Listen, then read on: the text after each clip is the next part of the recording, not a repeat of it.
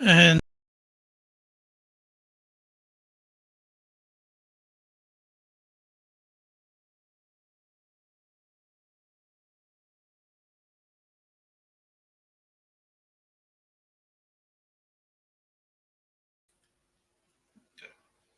back in here. And like I said, we're back for the last time this year.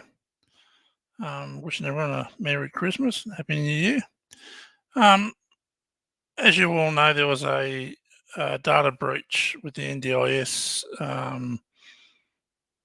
last month. 11,000 records were allegedly sold to service providers. That's feedback. Yeah, YouTube. Right. Okay. Yeah. So sorry about that. There's a bit of feedback.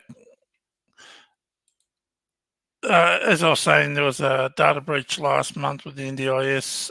Allegedly, 11,000 records were sold to a couple of service providers. I sent the NDIS an email asking questions how this happened. I wasn't happy about it. I knew it was going to happen. It was just a matter of time. So I got an email from the NDIA investigations team who are actually handling this case. So I rang the number they provide and I spoke to a gentleman down there, young bloke. He wanted to know if I was one of the 11,000 that had their data breach, and I said I wasn't. And he said he couldn't talk about it because the NDIA person, staff member who allegedly sold the information has already been to court and charged, so they couldn't talk about it any further. They're only talking to people who've suffered the data breach. So if there's anyone listening who has had that data breach, please get in contact with me. I'd just like to talk to you. If you don't want to talk officially, I can talk to you over the phone. That's perfectly fine. Um, Another thing I was surprised at too, the lack of reaction from the IAC, the Independent Advisory Council, to the NDIA board and from the NDIA board itself. I thought they would have made a comment, said they weren't happy at least, but if they have said it, I've missed it, but I don't think they have. And I think the lack of response from the IAC and the NDIA board is unacceptable. They're our representatives. They're not there to represent the government, they're to represent the participants of the NDIS. So I'm not happy with the IAC and the NDIA board. I know they can't talk about it, but they can still make a comment saying they're not happy and they're going to push through a policy that would stop this from happening in the future. Some sort of comment and reaction would have been good.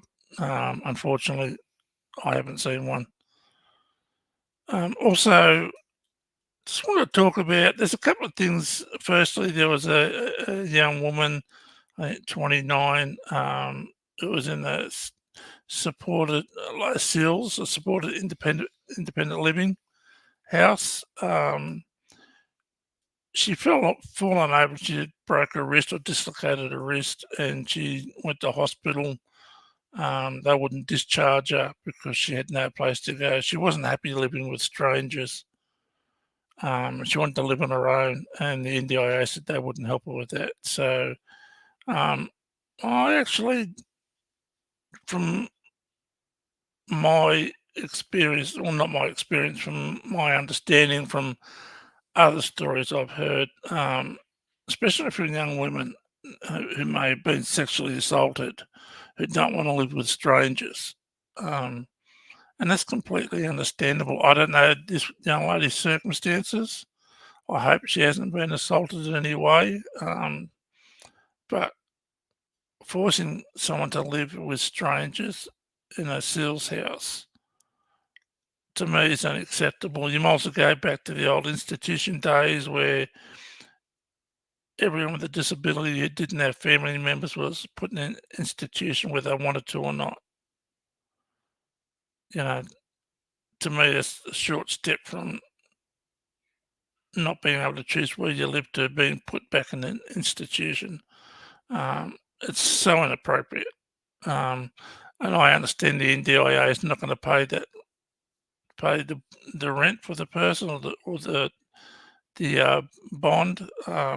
It's up to the young lady, but there's got to be something out there to help this young lady find her own accommodations.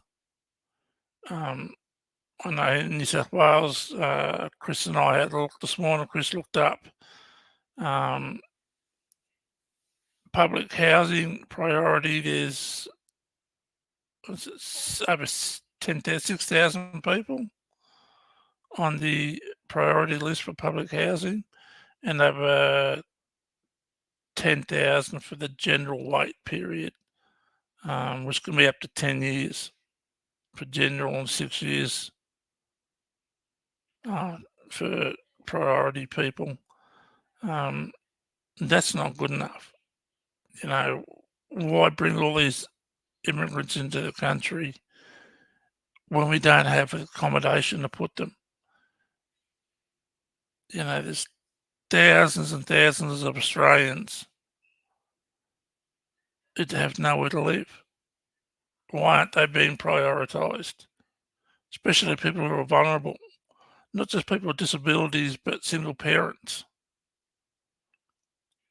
with young children. They should be prioritised.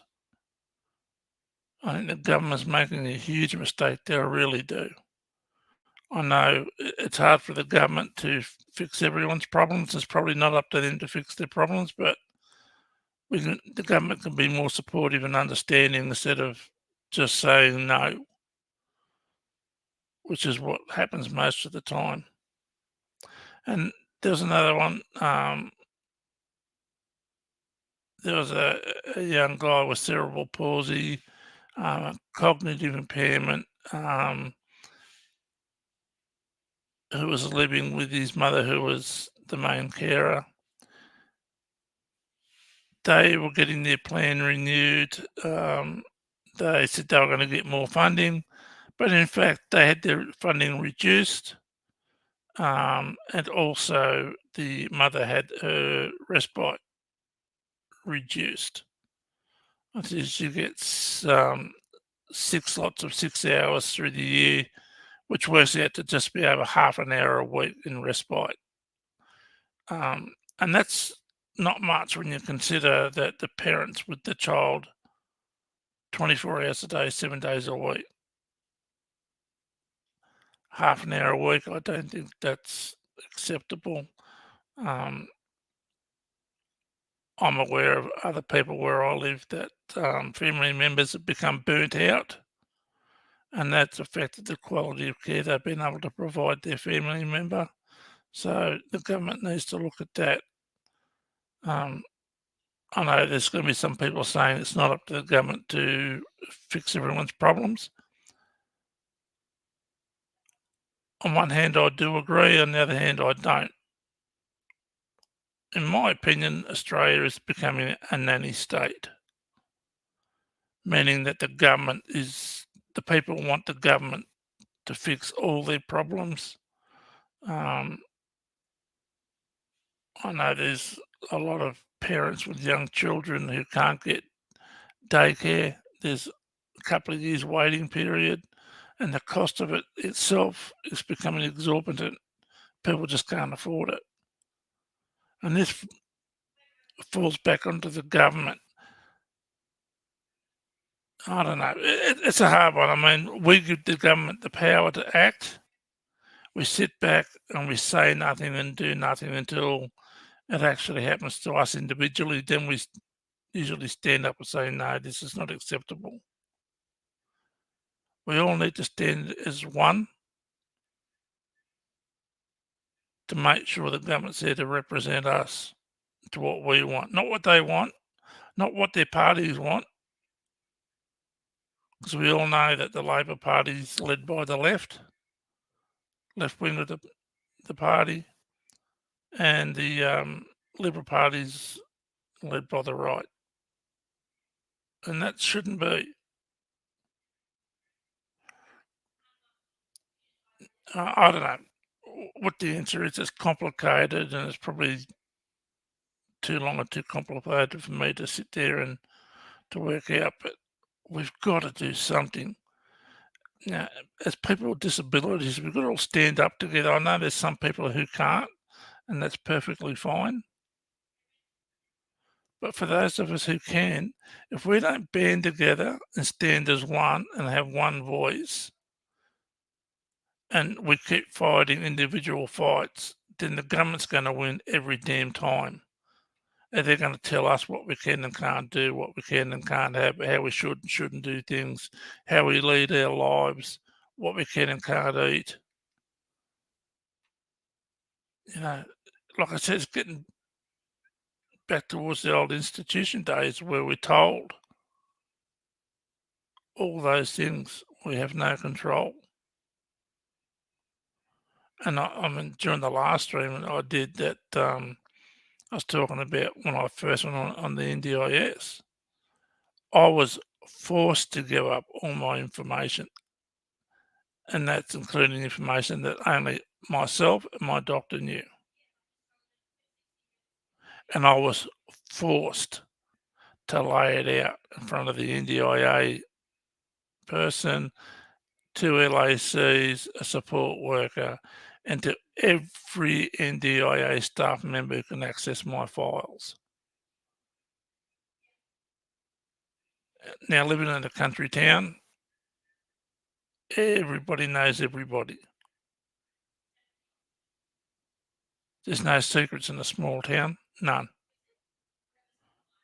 And for the NDIA to force me to give up information I didn't want to give up, to me that's blackmail, it's extortion. It shouldn't happen.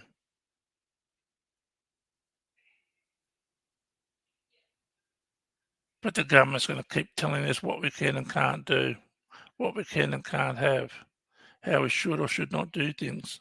It's not right. I belong to a lot of Facebook groups with the NDIS, dealing with the NDIS. And there's a lot of people making a lot of comments. There's a lot of confusion out there. There's a lot of misinformation out there. But we've got to stop fighting individual battles, stand together with one voice. And until we do that, then we're going to have a master sitting on their shoulder all the time telling us what we can and can't do. Personally, I don't want that for myself or for anyone else. And then during those Facebook, when I go onto Facebook to all those different NDIS groups, there's a lot of people coming out now over the last couple of months saying their funding's been cut, they've been taken off plan managed to NDIA managed without consultation. They've just done it. This is what I'm saying. Like the NDIA are telling us what we can and can't do, what we can and can't have, what we should and shouldn't do. It's happening, and it's happening quietly, and that's the dangerous part.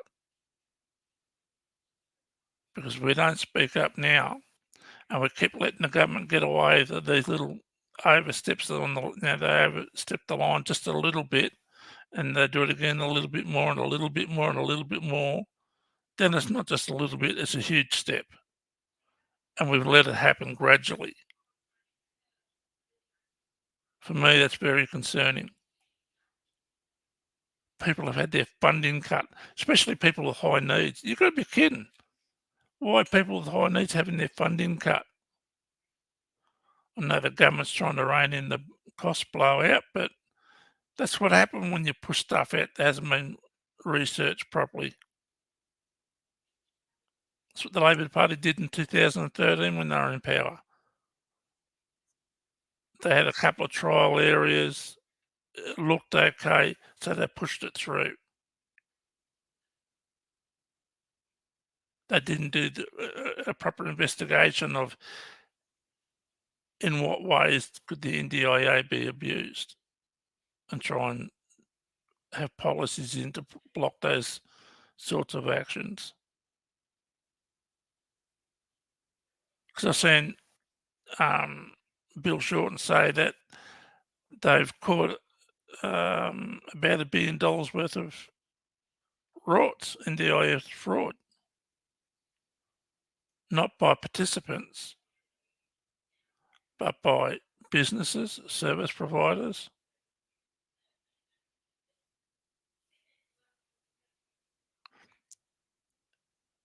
And there's, when people talk about the NDIA, everyone assumes that we get all this money and we get to spend it how we want. And that's not true. We've got to prove that it's disability specific. We just don't go and spend it on whatever we want. But a lot of the community still think that. So I don't know. It's just frustrating. I'm trying to contact people on the IAC, the Independent Advisory Council, and the NDIA board for interviews. And every time I reach out to different people, they say no. I've asked Bill Shorten a few times. He said no. I've asked people on the IAC and the NDIA board, but hasn't been any response.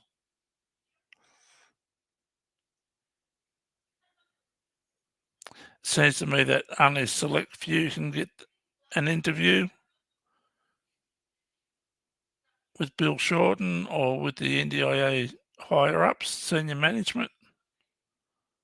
But for the average person that asking for an interview, ask the hard questions, not have pre-arranged questions and answers, sweetheart deals. Yeah, it's not looking good at this stage, but next year I'm going to be pushing really hard to get those interviews and ask the questions that people are asking on those Facebook groups. There's a lot of people out there screaming for help. There's a lot of people out there angry and frustrated with the NDIA. Yeah, there's a lot of good that's come out of it. I've definitely benefited from it.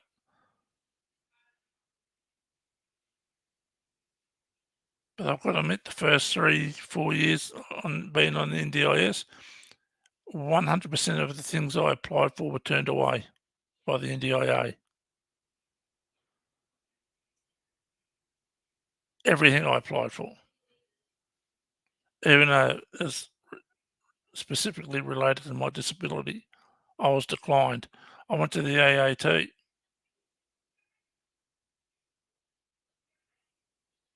You know, and one of the NDIA lawyer at the time said, "Oh, we've got people who are vision impaired on staff, and they don't like something, so you can't have it." And I pointed out, of course they're going to say you're paying their wages. Of course they're going to side with their boss. It's a conflict of interest.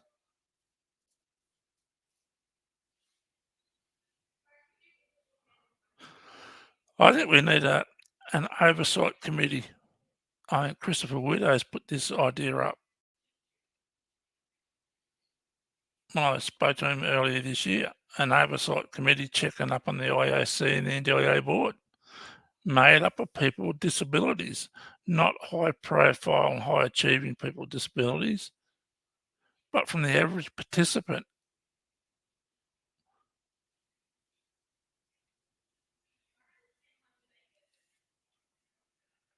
I don't want to seem ungrateful, because once I stopped using LAC, because I rang the NDIA and I said, I'm done with the LACs. I said, I've had 7 in the first 2 years, 2.5 years, 7 different LACs. And I said, I'm not talking to him anymore. I'm done. I'm no contact with them at all. Oh, you have to, otherwise you can't access your funding. I said, no, I'm not doing it. I refuse. Oh, you have to. I said, no, I don't. I don't have to do something I don't want to do. You can't make me. Well, why? I said, well, everything I've applied for it gets turned away, knocked back. The LACs aren't supporting me.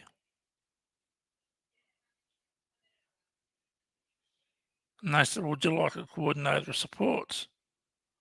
I said, all right, I'll give them a go, but they're not any good. I won't be talking to them either. But I was lucky to get one of the best support workers I've ever had, my coordinator of support. She's gotten so much for me over the last few years. I've actually started getting things that I needed. But prior to that, not one damn thing. Not one. When I was using LACs, not one damn thing. From my experience, the LAC is about as useful as boobs on a bull. Absolutely useless. One was a lawyer, done his law degree. Another one was a receptionist. Another one worked for Centrelink.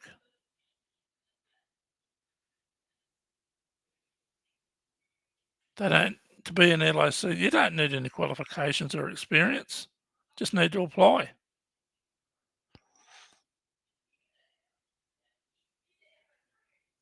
Bloody LACs. I think they should get rid of them all and that, just have support coordinators.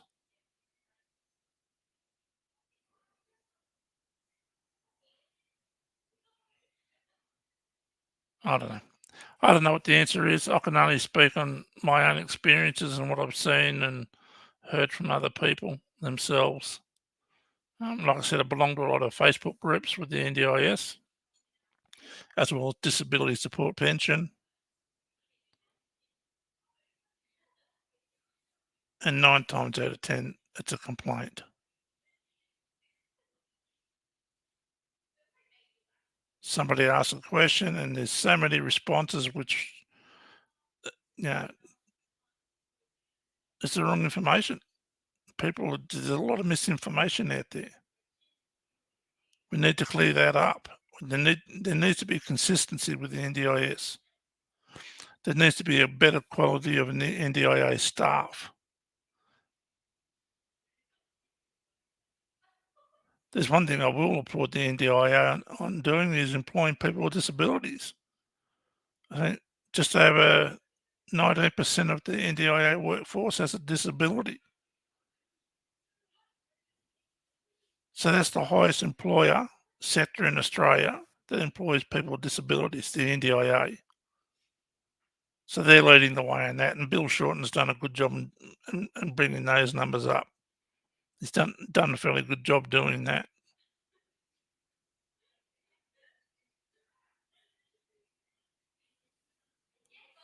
Other government departments I've seen when I was looking to it years ago before I was on the NDIS, less than 3% of the workforce had a disability.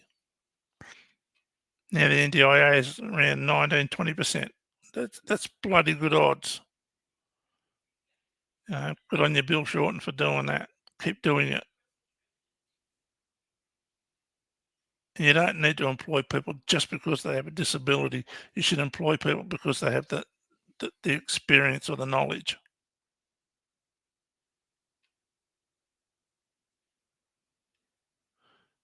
Because in my experience, regardless if they have a disability or not, people make mistakes. People with disabilities aren't immune to making mistakes. And people with disabilities should be held just as accountable as a person without a disability. You know, we have equal rights in this country, and with those equal rights comes responsibilities. So people with disabilities,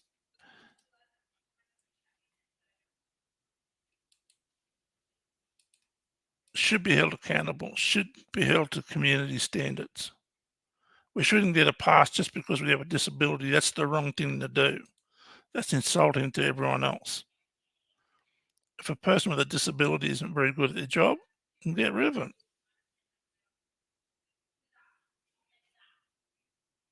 Just because you have a disability doesn't make you immune to criticism or being held accountable. Anyway, that's probably my rant, last one for the year. I don't know if there's anyone in chat, probably not, but okay. Yeah. I really do encourage people to leave comments in the comment section. I'm not going to be offended if you're going to be critical. Any feedback's good.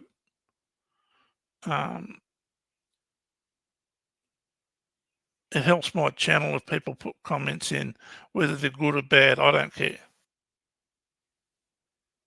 If you don't agree with my opinions, put them in the comments. I don't mind. I've been wrong in the past and I'm going to be wrong in the future. I'm not going to talk about my experiences, what I've experienced personally, and what I've seen from others or been told from others. I've been contacted offline by a few people who are needing help. And I do what I can to help. Haven't been able to resolve every problem, but I believe I'm helping, and that's the whole idea of what I'm doing here, is to try and help people. So please leave a comment, give a thumbs up in the other parts of the channel there. You can give a thumbs up, a thumbs down, leave a comment. I don't care. People are entitled to their own views and opinions, and those views and opinions are usually based on experience. So that's why I don't mind people leaving negative comments or asking questions. All right. There's no questions there, Chris. We might just end that today. And again, everyone have a great Christmas. I'll talk to you next year.